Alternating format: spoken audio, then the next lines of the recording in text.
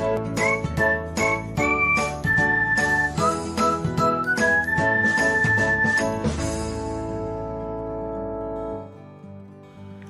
everyone, welcome back to another episode of Technologyglance.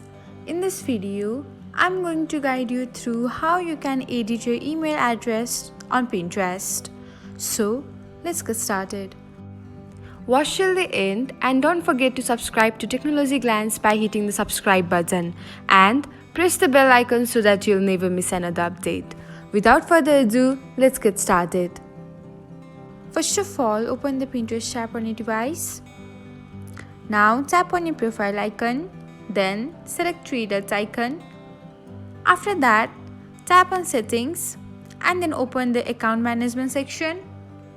Here you can find email option. Tap on it and then make the necessary changes. Once you're done, tap the red done button. And that's it. This is how you can edit your email on Pinterest.